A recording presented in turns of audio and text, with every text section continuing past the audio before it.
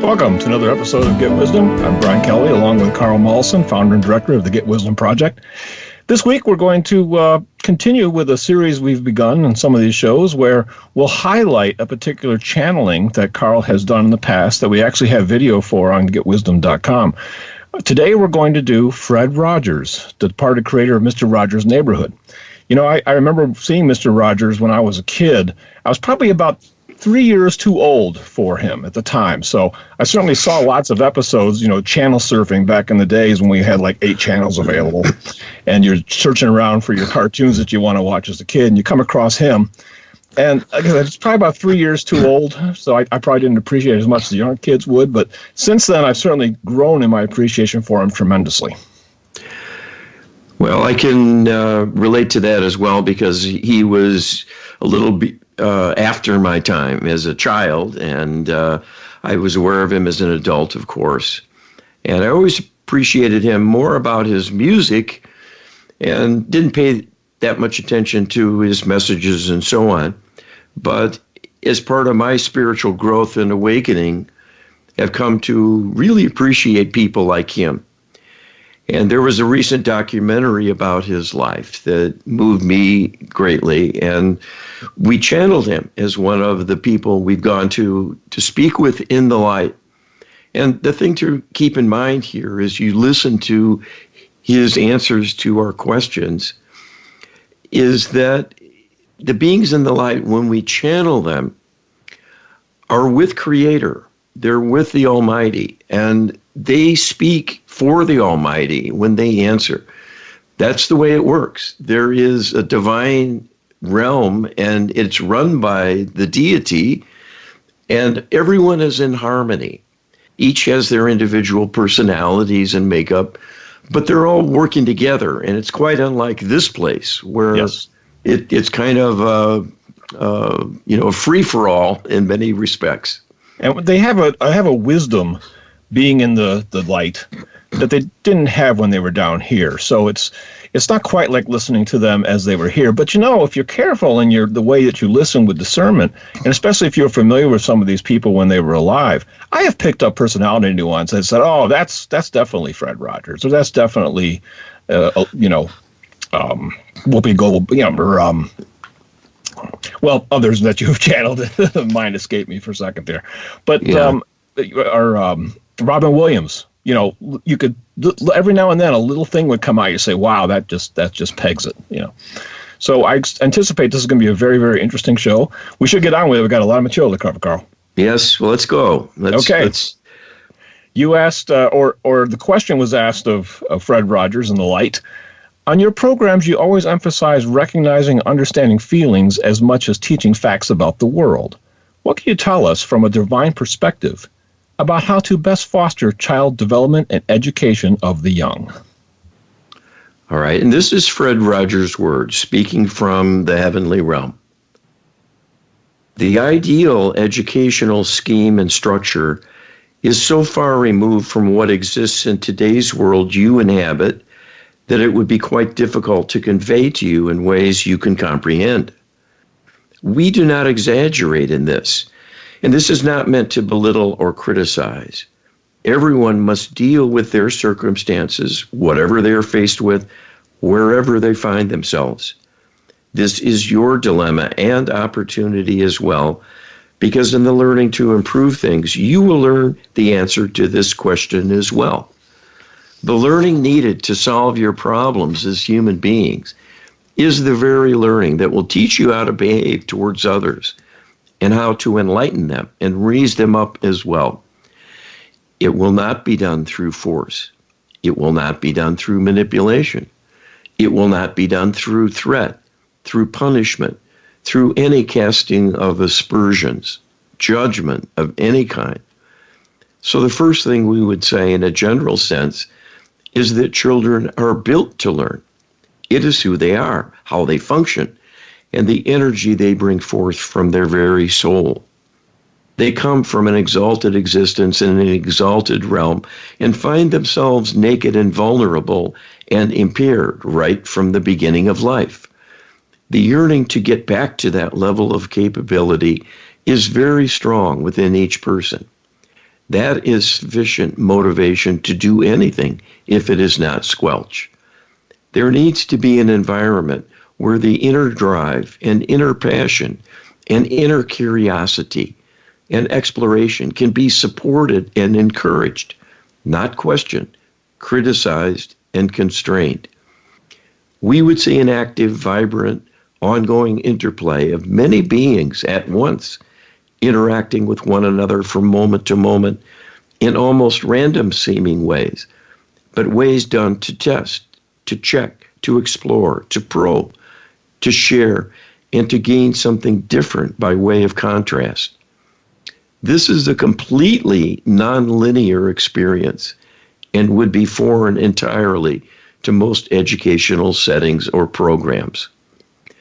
So all we will say to you is, the world must change despite having faulty institutions. The eventual repair and upgrade of the institutions will most likely only happen when the interlopers in your world are removed. So you, in actuality, are leapfrogging too far ahead and asking this question. You need to live long enough to reform education. You need to survive the subjugation and manipulation and suppression of your world and everything in it. The degradation and limitation of the human institutions across the board is deliberate, orchestrated to happen, maintained studiously through human hands of those manipulated for that purpose, and the noose is tightening. The illusion of freedom is maintained by allowing social upheaval and chaos on many levels. That is not the same thing as freedom. It is orchestrated as well to be a diversion and to make people feel the individuals are free to do what they choose and all views are tolerated at least to exist, if not personally embraced or finding them acceptable. This is all an orchestration that makes people complacent and puts the blame on fellow humans when things do not work, when there is gridlock and decisions not made to move forward and implemented in a timely way. You must remove the oppressors. You need divine help for this, and that you can have for the asking. The problem is, so few are asking. We do not have a divine sanction to assist you because most people are still asleep and being sidelined, and their vote counts. If they have no voice, they have no effect on what happens next. It will be chosen for them by their oppressors through their acquiescence and the surrender of their personal power. Those who awaken to this call to action simply to ask the divine to raise everyone up and raise the hearts of the oppressors, to see the error of their ways and encourage them to simply leave humans alone. This can change everything and must happen first before any significant broad reform of society is truly possible. There will always be projects. There will always be a back and forth. There will be things that show improvement for a time. But that doesn't mean that two other things will not break and the net effect be a backsliding. This is a game. Enough seeming progress is allowed to keep people complacent, thinking things are doable. We just need to keep our nose to the grindstone and eventually things will work out, and vote in a new set of leaders at intervals and just keep going. This is a semblance of normality that is not normal in any respect. It is a sham in which you participate directly but unwittingly. You are all manipulated to be complacent and to blame one another. It is the elephant in the room, so to speak, that no one sees, and it is stomping on your world with increasing fervor. It is time to have the elephant dealt with once and for all. This is within your reach, but you must ask for divine help. All here will be behind you 100%. It is doable, but you must do it. This is a surprising answer coming from Fred Rogers. But really, the question has to be asked, is anybody talking about education in this current political environment? Not at all. Not that I hear. So there's something going on. He's onto something here. You just wouldn't expect him to be onto extraterrestrial manipulation. It's a circus, and it's there to distract us and give us a false sense that this is what's important. And so we're looking at this spectacle and following it from day to day. Meanwhile, nothing else is getting done. Nothing else is changing. Nothing's improving. No. We're not moving forward. We're moving backwards, and that's the point of it. Yes. And we're letting it happen. So this is orchestrated from behind the scenes. We need divine help with it. We talk about it from time to time on this program. And here we're hitting you right between the eyes, right off the bat, with what Fred Rogers answered in asking him about education. He was a big advocate for children's education. But he said you're getting ahead of yourself. You got another problem to solve first. So let's get on with some more, because time is marching on here. We asked Fred Rogers. In 1969, you appeared before Senator John Pastor in the United States Senate Subcommittee on Communications to support funding for PBS and the Corporation for Public Broadcasting in response to proposed budget cuts. In about 6 minutes of testimony talking about your loving concern for children, you gave this tough, impatient, and skeptical senator goosebumps, and he declared, "I think it's wonderful. Looks like you just earned the $20 million." All agree you are inspirational and effective. Were you and perhaps the senator also inspired in the moment by the divine? Okay, and this is one of the key moments in the biographical movie about Fred Rogers' life. It is really wonderful. And this was a remarkable event. This cynical, aggravated, annoyed senator who was just doing this for show, one suspects, had his heart open. And this is what Fred says about whether it's inspired by the divine. This is very much the case, and we're delighted you asked this question, and we understand and applaud it was from your intuitive awareness that the question arose, at that of the channel here. And this is evident to all who watch the documentary about that particular episode, who are open to the divine spiritually. This is Creator in action, that when one sees a scene involving fairness, upliftment, recognition, a loving kindness being rendered, that good feeling you have inside is not only the stirring of your soul, but its amplification in kind by Creator, in harmony with that loving impulse of recognition, to give you a pat on the back, so to speak, or a pat on the tummy, most often. It is a good and warm and fuzzy feeling inside. That is the divine working through you to reward you in a small way for being in alignment and being open to love itself. This is what took place. I was on a mission. It was divinely inspired, divinely supported, and all of my life in some ways was preparation for moments of that sort. Every group of people I worked in front of, including the television audiences, it was not an abstraction. It was very much putting me on the parapet, putting me on the front lines and bringing forth love from Creator to help the world in some way, if only through a single individual.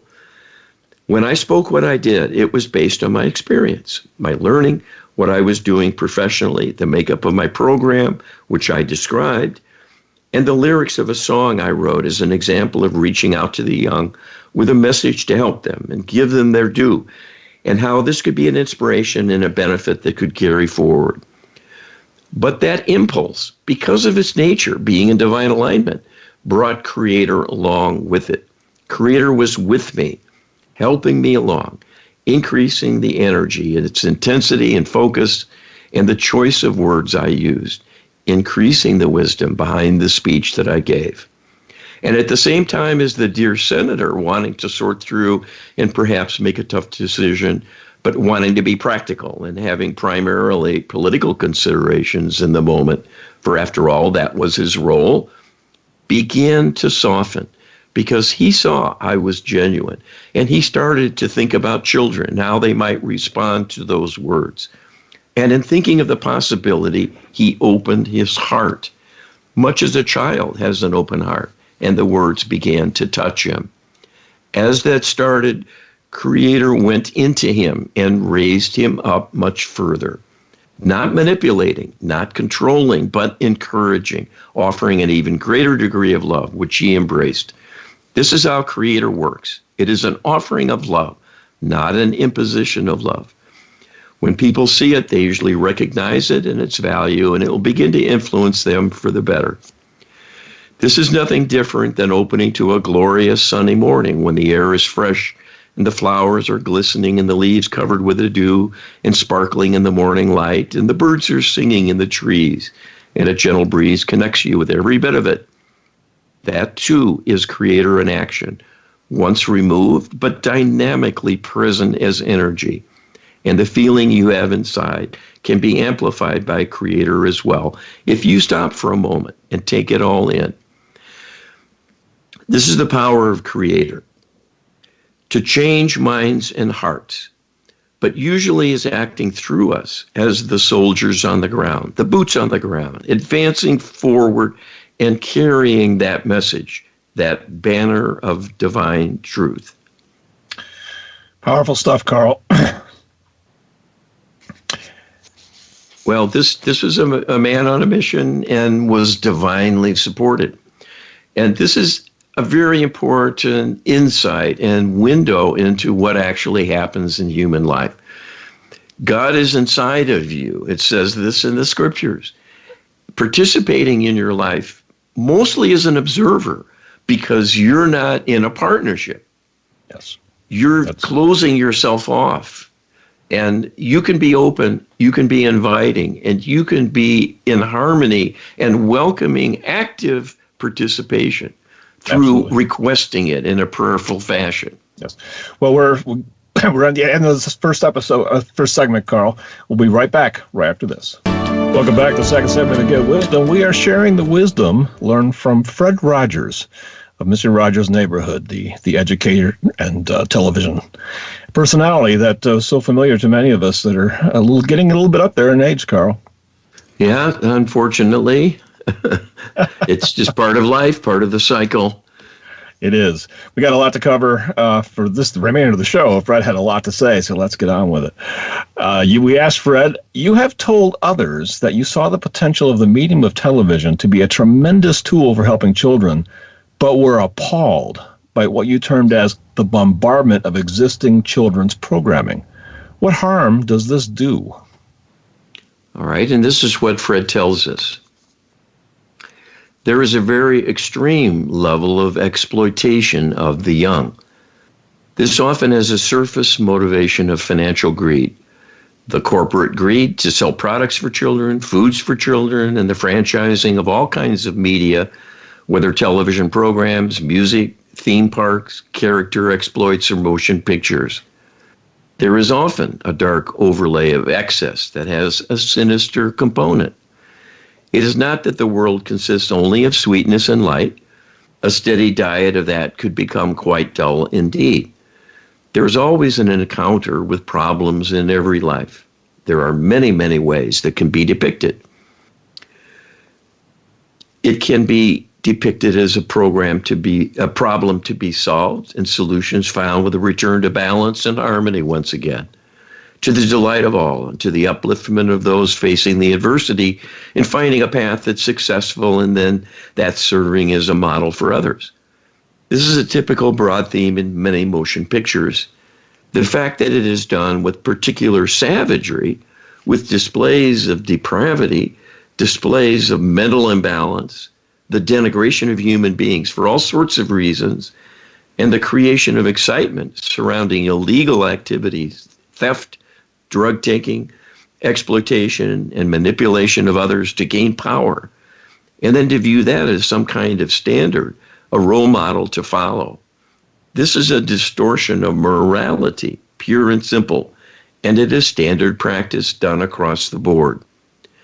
The media are heartless in promoting not only everything that sells, but manipulating the audience to increase their appetite for dark themes. This is no accident. It is orchestrated to be taking place. It is a manipulation on all levels of society with government in complicity.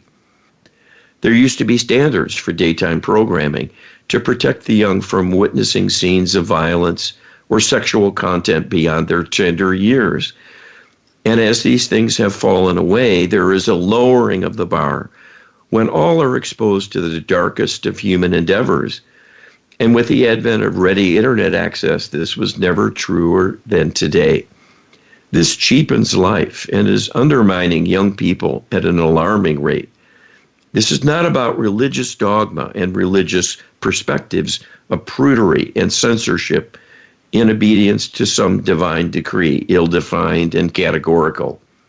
This is about common sense. It is about the feelings within a young person as they are exposed to darkness. Everyone understands growth and maturity come from a toughening, an ever-increasing awareness of all that happens in life so one is prepared. Learning about the danger of strangers, the need for home as a shelter and security of loved ones, and that things can go wrong. When it grows dark, one must come home, and for good reason, and so on. And bit by bit, the young learn about the facts of the world is that it's not a perfect place.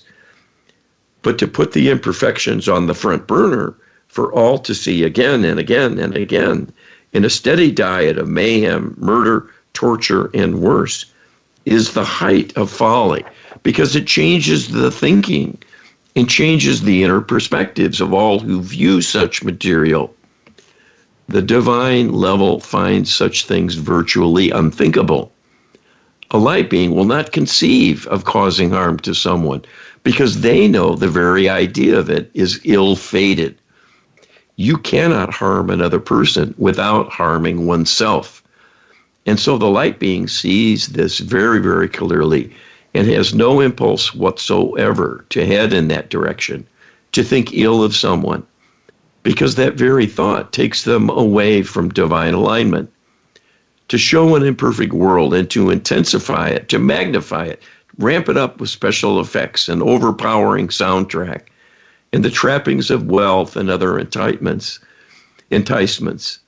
sexual indulgence, and so on, to give it the aura of acceptability, is a kind of brainwashing that is extremely destructive and will be a karmic burden for all involved, including the parents who allow their children free access to such things without any parental restraint and safeguard. This is deliberate, and it is orchestrated by those who truly control the world on all levels. You may find it the height of absurdity to have Fred Rogers giving a talk on the extraterrestrial alliance as a major force corrupting the youth of the world. But this is, in fact, what has been going on all through recorded history. Today's world is no different. It is done in more thorough and elegant ways because of the advent of the media and the internet.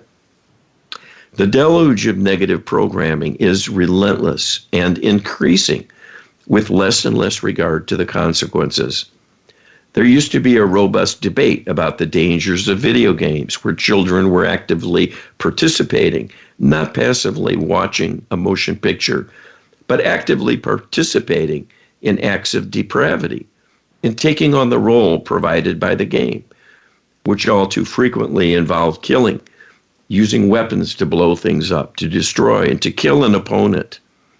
This is a conditioning for using such devices in the real world. Science will tell you this. It is not about being squeamish and following ancient doctrine that is outdated for today, when kids are smarter at a younger age and able to handle such things and are not thrown for a loop watching a serial killer at work. They've seen it all before. While this is true up to a point, it is still a lower benchmark and a cheapening of perspective and a tarnishing of the soul of all involved on every level, including the children watching, who are dragged down to some degree. If nothing else, becoming prepared to accept a world in which such things take place and can even be shown again and again and again to children. This is not a world that uses divine principles and has divine truth on display as a priority. It is that simple. It is a dark, distorted world, and that is engineered by the interlopers, the dark spirits who manipulate thought and emotion, increase the appeal of immorality, and work against the good within, as well as those who control the finances, corporate conduct, the social media, and the various platforms for communication. It is orchestrated and regulated by non-humans and encouraged to show the worst that it is possible to get away with. This is why there's been a steady erosion of standards rather than a steady increase in standards. It is a dumbing down and a gradual dimming of the light, and designed to chip away at the integrity of the divine human in the physical realm of Earth. Eventually, this society will collapse. This is what is intended to happen.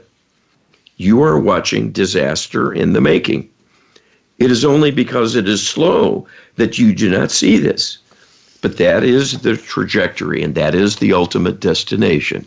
Unless people wake up and question who's making the decisions and why, and overturn the established order and reclaim the high ground and put the divine back in as the goal and the standard. We're talking here about the truth of divine love, not another overseer, a taskmaster, a judge who will condemn and punish those who differ. Those are human actions and standards and perspectives. The Almighty does not judge, but understands and wants things to be better and will provide the model for the improvement. But humans must choose it and put it into action themselves. That is because there is not divine judgment or control, but rather a loving allowing of possibilities, good or bad, with an understanding and a broad long-term view that humans will learn from everything that happens, including the mistakes, and including the subjugation that tarnishes them increasingly with a worsening of society and its standards. And this is particularly aimed at corrupting the young. And the reason is they are the eventual saviors of humanity. The people in the older generations have already lost the battle for the most part. They are subjugated and constrained by severe inner programming through a mind control orchestration to keep them complacent and to not break free of this encircling chain that is going tighter and tighter around their neck. The young can do things differently until they too are programmed and confined. This is up to the parents to support them sufficiently. They can win the day. If parents give up their control, the children will fall prey to the culture and its controllers, and they will go down. The choice is up to all of you to seek something better and to work at it. You will be given divine support, just as I was given divine support taking on the Senate subcommittee that was working to harm the young, and I won the day. This is not impossible, but takes a concerted effort and takes participation of all. If only through reaching out and expressing a desire for a divine intervention to change things, change the balance of power, and change the trajectory to keep it moving upward and not downward. Wow. Fred's really laying it on the line there. Very sobering, very, very sobering. But we know this to be true. Yes. We've heard it many, many times. We know lots about how this is all being done and by whom, what the agenda is, some things even about the timelines. And we can tell you all about it at Get Wisdom, at our website, our database of information, and our many webinars about all manner of subjects dealing with the human subjugation. Indeed. And the difficulties that we are facing in wanting a better world, but being opposed at every turn. And if you look at the broader world, point to an institution that is really working well. None of them are. Is medicine curing us? No. Or is it giving us a series of Band-Aids that have a downside? Yeah, they're all grinding to a halt, literally. It's look at the criminal justice system, how imperfect it is. Are we rehabilitating anyone? I don't think so. Yeah. Occasionally, if they do it themselves, if the inmates are inspired and have maybe a prison ministry to come in and help them, or other would-be helpers to coach and uplift, it can happen. We need divine intervention more than ever, for sure. Be sure to check us out at getwisdom.com, where you can see the Fred Rogers channeling in addition to many, many others. Just head on over and check out the registration up in the top. You can join as a participant member. It's eternally free, and almost all of our content is available to participant members. Supporter members get a little bit of a break. They get 30 days to look at content, but beyond that, everything is open to everybody. So come on over to getwisdom.com and check it out. We'll be right back right after this. Welcome back to the final segment of Get Wisdom. We are sharing this week the wisdom of Fred Rogers of Mr. Rogers' Neighborhood. Carl channeled him some time back, and this is quite a bit that he's sharing with us. Mr. Rogers was a pretty incredible person alive, and obviously very incredible in the light. Well, this program isn't for kids, so this is the adult message from Fred Rogers, being in the light with Creator of all that is, and answering our questions earnestly, sincerely, with conviction, and with an earnestness about the real dilemma that humanity faces. And this is our mission to Get Wisdom, to wake people up so they can start taking action again through the divine and bring back the love and the true order of things, and to push out the evil that has crept in. Absolutely. You asked Fred Rogers, on your television program, Mr. Rogers' Neighborhood, you began each episode by donning a sweater knitted by your mother. What was the reason for this gesture, and what is your perspective now about the importance of parental love and having both parents in the home? All right, and this is what Fred says in answer through my channeling. This was much more than being someone who was often accused of being a mama's boy, someone who was suspected of other sexual leanings and perhaps hang-ups of an Oedipal sort and so on. This was a gesture of love on one level, because I did love and appreciate my mother quite strongly. And that was perfectly appropriate because she loved and appreciated me quite strongly. The presence of a supernormal love, an extraordinary love, blazes across the screen many a time. The magic of finding that perfect partner when a man and woman come together and it's electric, and the chemistry is beyond description, and it's finding the love of their life and having a relationship no one could touch and no one else could satisfy to reach those same heights. Who is to say that cannot happen between a mother and a son, or a father and a daughter? This was not sexual in any respect. This was a unifying relationship of two souls meant to be together. We were particularly close and well matched on a soul level for the excursion. And that is why we were together in the way things developed with me as her offspring. So this was just a token gesture of respect and appreciation. And the larger picture in this was to put that on display for the world. And it reflects reality, but also high principles.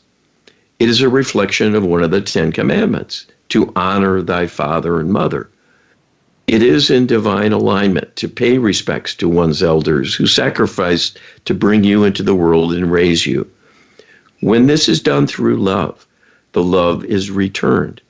And this is the model I wish to show to the world and to show children that there can always be someone out there who can love them, even if they do not have it at the moment. It is possible. It does exist. There were many children who watched my programs over the years who truly had no one in their lives they could count on, who they could trust, who would not abuse them in the next moment. This is a revelation for such an unfortunate being in such dire circumstances.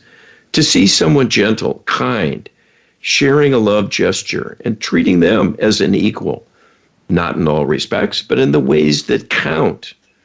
Having a basic acceptance of them and appreciating them just for being who they were. This was the tone I wished to set, and it was in many ways a reflection of the love I got from my mother that was radiating out through me by way of example. So this was a symbolic representation that what I was doing was modeling that mother's love through me to the world. People need loving parents, and people need both mothers and fathers to interact with. This is because of the inner dynamics of the psyche and the differing energies they represent, and as reflected in their typical roles in society, at least in some ways, with the females often more the nurturer and the male more the breadwinner and the defender of the home, the warrior, the provider, the force when needed to do the heavy lifting.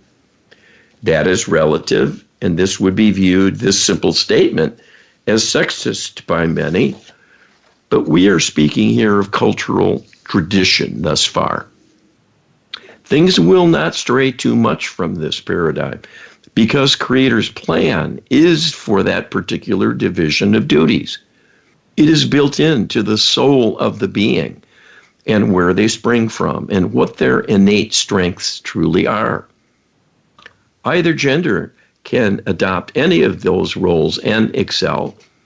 That is the adaptability of humans who are a comprehensive reflection of many, many potentials. We are talking here of what people gravitate to and what they choose to express. So there are many variations of the theme. But what we are saying is it benefits the young to see that spectrum of activities and attitudes and perspectives because they will learn from it. And from those actions, they will choose their own role in the world. If they only see one portion of the possibilities, it will stunt their learning to some degree and can limit them as a consequence because they'll have a gap in their education, at least for some time. The other practical difficulty with single parenting is the lack of financial security and the greater limitation on the level of nurturing that can be offered because of the need to provide financially, oftentimes, on the part of single parents. So there are many consequences for the children in that setting. It is far from ideal and brings with it many, many problems.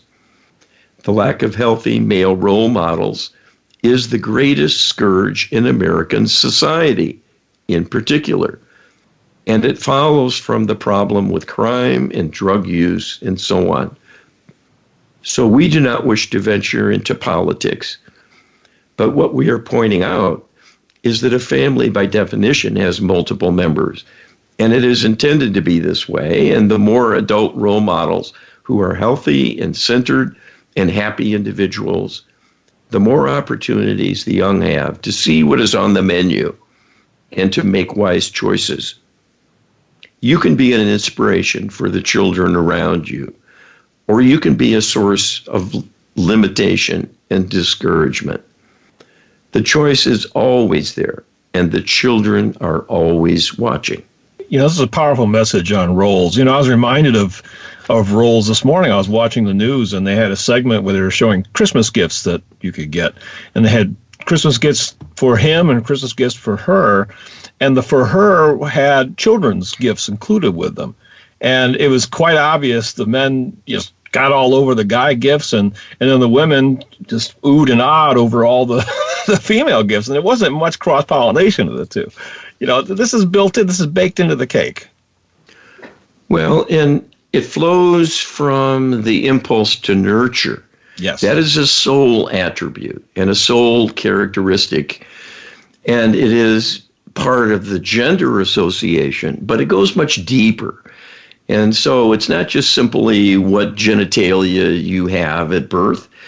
There is a very deep linkage to who you are as a human being and who you most want to be and what's important. Love is the common language, though. And yes, as Fred points out, love is what matters. And that can come from either gender. And I love what he said in his biography, in this this biographical documentary about his life.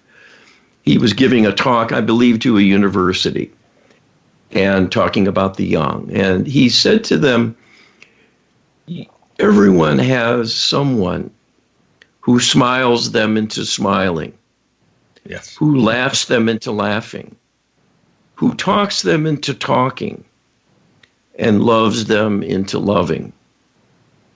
That's profound. That is so beautiful and so moving. I get chills just saying the words. This is the divine talking through him yet again. I'm certain of it. Absolutely. Yeah. We got more to cover here, Carl. And I've been remiss because we have not really highlighted Denny Hunt's role in all of this. You know, this whole channeling series began with him reaching out to you and offering a platform for you to be able to do this. And so he was actually the one asking these questions. He often comes up with these questions, in fact. So I just wanted to put a shout out to our partner in Get Wisdom. He's doing important work, and I'm deeply apologetic for not highlighting this sooner in the program. Denny asked Fred Rogers through you, the recent film biography of your life, Won't You Be My Neighbor, discusses your including a black character in your show despite the great racial tensions in the country. This actor also happened to be gay. Were you aware of that fact, and was this also to make a point? All right, and this is what Fred Rogers says. This was very deliberate and planful on my part, and was the reason for the very scenes shown in the biography, which astutely picked out those things that most graphically showed the agenda. The scene where I was sharing a footbath with the black actor as a cooling, refreshing moment was directly to fly in the face of those denying blacks access to swimming pools all across the South and the America of those days. The fact that this individual was gay was known to me, largely through my inner awareness and my intuitive feel, but it was of no concern because I harbored no prejudice within my thinking. And what I saw in him was the love that he held. And that to me was what was important and how I have always treated others. If they are showing love, expressing love and feeling love, they are part of my family. And it matters not who they are, where they come from, what they look like. It is that simple. If all would share those views and act accordingly, the entire world would shift at once. The problem is one of fragmentation, isolation, creation of divisions and labels to compartmentalize, and then begin to see people as being different and elevating that to some place of importance that puts constraints on what can happen next and results in people being shut out, being shunned, being disregarded and dismissed, not only a waste of human capital and human talent, but denying love to oneself. This is what happens in doing wrong to others. One harms the self because eventually that wrong action will be directed back at them. This is seen to by the universe and is a universal principle of cause and effect. What one creates, one experiences again and again. Not only those energies, but what they have further done in moving out from their origin. Love will collect love all along the way. So when it returns to you, it will be in a magnificent blessing or reward. The harm you cause to another, even just turning up your nose but denying them a measure of recognition, perhaps only a social slight, can grow in a similar way. And when it circles back to you one day, it might be compounded manyfold and become quite unpleasant for you. These are the lessons you are learning from life to life. Many of the blacks who found themselves being persecuted were former slave traders, plantation owners, people of means, with black servants they abused and denigrated and created hardships for. Despite the fact they could afford to be generous and kind and share more of their wealth to give them a decent quality of life.